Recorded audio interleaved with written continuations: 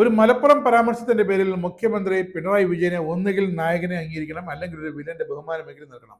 ഇത് രണ്ടുമില്ലാതെ ഇപ്പോൾ ഇന്ത്യയിലെ തെക്കും വടക്കും തമ്മിൽ അടിയാണ് കേരള മുഖ്യമന്ത്രിയുടെ പേരിൽ. കേരളത്തിൽ കോൺഗ്രസിന്റെ കൃപാടർഷം കൊണ്ട് സംഖ്യയാക്കിയ പിണറായി വിജയനെ നോർത്ത് ഇന്ത്യയിൽ സംഖ്യകൾ ഇതാ ജിഹാദിയായി മുദ്രകുത്തുന്നു. ഇവിടുത്തെ മാധ്യമങ്ങൾ കോൺഗ്രസിന്റെ ഒപ്പം തുള്ളുകയാണെങ്കിൽ നോർത്ത് ഇന്ത്യയിലെ റിപ്പബ്ലിക് TV അടക്കം BJPക്ക് വേണ്ടി തുള്ളുന്നു. റിപ്പബ്ലിക്കിന്റെ മുതലാളിയായ അർണബ് ഗോസ്വാമി ഇതാ വിളിച്ചു പറയുന്നു, കേരളത്തിന്റെ മുഖ്യമന്ത്രിക്ക് ഹിസ്ബുള്ളയിലുമുണ്ട് പിടിപാടെന്ന്. അങ്ങനെ തെക്കനും വടക്കനും പഠിച്ചിറങ്ങിയത് ഒരേ മാധ്യമപ്രവർത്തകൻ ആണെന്ന് ഓർക്കണം. ഒന്നും പഠിക്കേണ്ട ആവശ്യമില്ലാത്ത കോൺഗ്രസ്സുകാരനും BJPക്കാരനും പഠിക്കേണ്ട ആവശ്യമില്ലാതെ കോൺഗ്രസ്സുകാരനും BJPക്കാരനും ഒക്കെ കണ്ണുമടച്ച് വലതും വിളിച്ച് പറയുമ്പോൾ ഇല്ലാതാകുന്നത് കേരളത്തിന്റെ ഇമേജ് ആണെന്ന് നമ്മളെങ്കിലും ഓർക്കണം.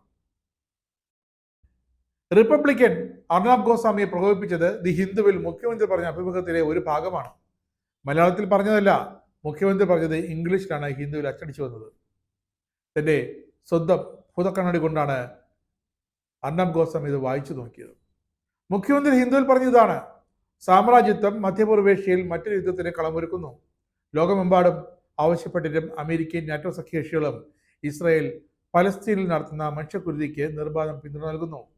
ഏറ്റവും പ്രതിഷേധാർഹമായ നിലപാടാണ് ഇസ്രായേൽ ഈ ഭാഗത്ത് സ്വീകരിക്കുന്നത്. ലോക പൊതുജനാഭിപ്രായം അംഗീകരിക്കാൻ തയ്യാറല്ല.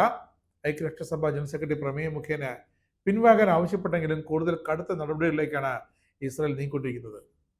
ഇതിനെ എടുത്തു വച്ചാണ് ഗോസ്വാമി തലതിരിച്ചു കേട്ടത്. എന്നിട്ട് തന്റെ റിപ്പബ്ലിക് ചാനലിൽ ഇങ്ങനെ ബ്രേക്കിംഗ് ന്യൂസ് അടിച്ചു, കേരള ചീഫ് മിനിസ്റ്റർ ഹിസ്ബുള്ളയെ പിന്തുണയ്ക്കുന്നെന്ന്.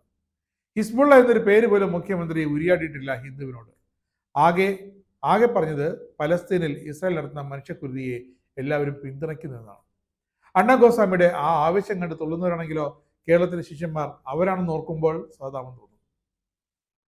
ഇവിടെ ഇവർ പിണറായി വിജയനിൽ കാണുന്നത് RSS വിമർശനങ്ങളെങ്കിൽ അവിടെ ജിഹാദി സൂക്തങ്ങൾ.